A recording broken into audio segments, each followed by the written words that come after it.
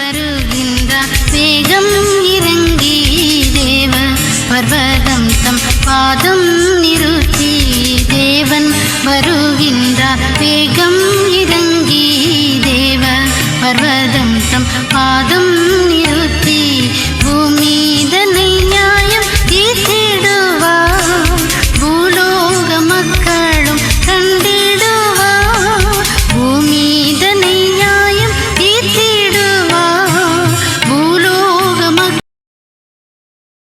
மகன் தூய ஆவியின் திரியேக ஆசீர்வாதம் நம் அனைவரையும் ஆசீர்வதித்து காப்பதாக. ஆமேன். கிறிஸ்துவில் பிரியமான அன்பு இறை மக்களே, அமெரிக்காவின் முன்னாள் ஜனாதிபதியான ஜான் கென்னடியும் தாய் ரோஸ் கென்னடியும் அவர்கள் கத்தோலிக்க மதத்தை சார்ந்தவர்கள். இவர்கள் ஆழமான நம்பிக்கை உடையவர்களாக வாழ்ந்து வந்தனர். இவரது மகன் ஜான் கென்னடி அமெரிக்கா அதிபராக அவர் சமத்துவத்திற்காக உழைத்ததற்காக அவர் கொல்லப்பட்டார்.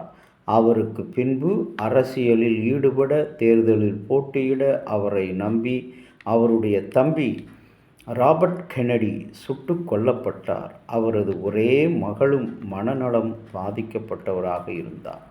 இத்தகைய வேதனையில் குடும்ப பின்னணியும் இருந்தாலும் ரோஸ் கென்னடி அவருடைய தாயார் ஆராதனைக்கு செல்வதிலே அவர்கள் மறக்க மாட்டார்கள். இன்றைக்கு நம்முடைய கிறிஸ்தவ ஜீவியத்தில் கடவுள் நமக்கு எவ்வளவு கல்வியை கொடுத்திருக்கிறார், படிப்பை கொடுத்திருக்கிறார், ஞானத்தை கொடுத்திருக்கிறார்.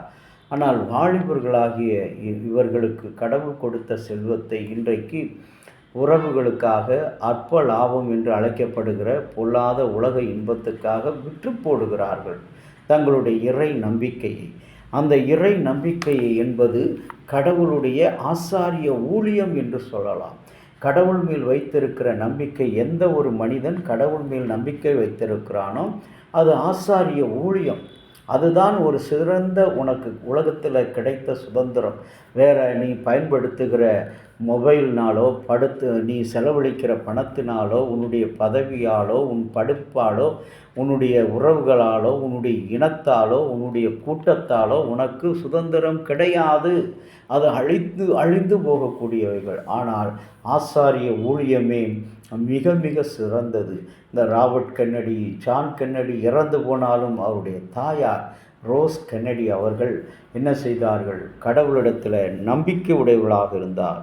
அவர்களிடம் கேட்டபோது அவர்கள் விடாமல் எனக்கு துன்பமும் துயரமும் நெருங்கினாலும் நான் பல்வேறு துயர நிகழ்வுகளை நான் சந்தித்தாலும் எனக்கு பின்னால் இருக்கிற இறை நம்பிக்கையோடு நான் இருப்பதற்கான காரணம், நான் நாள்தோறும் வேண்டும் ஆண்டவர், வழிபடும் ஆண்டவர். உலகில் நான் கொண்டுள்ள நம்பிக்கையை தவிர அனைத்தையும் எடுத்துக்கொள்ளுங்கள், எல்லாவற்றையும் எடுத்துக்கொள்ளுங்கள், ஆனால் என்னுடைய நம்பிக்கையை மட்டும் எடுத்துக்கொள்ளாதீர்கள் என்று அவர் ஆணித்தரமாக சொல்வதை பார்க்கிறோம்.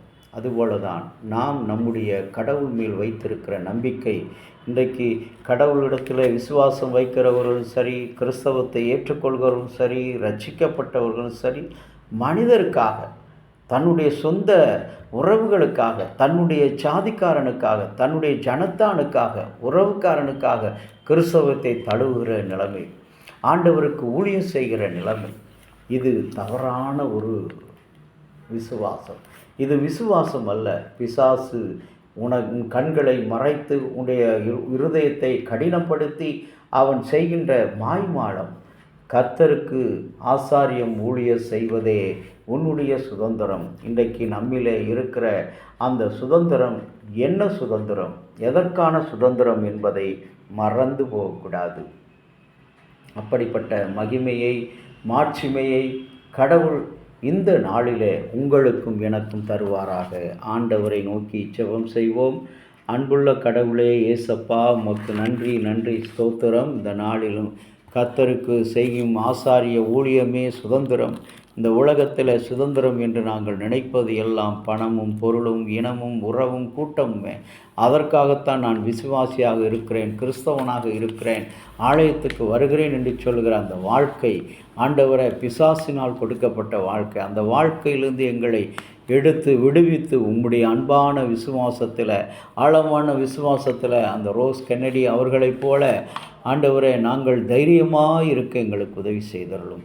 விசுவாசம் குறையாதவர்களாக இருக்க உதவி செய்யும். இயேசு கிறிஸ்துவின் நாமத்தில் வேண்டுகிறோம் நல்ல பிதாவே, ஆமேன். தந்தையாகிய கடவுளின் அன்பும் மைந்தராகிய இயேசுனுடைய அருளும் பரிசுத்த ஆவியினுடைய நல்ல உறவும் பாதுகாப்பு உங்கள் அனைவரோடு கூட இருப்பதாக. ஆமேன்.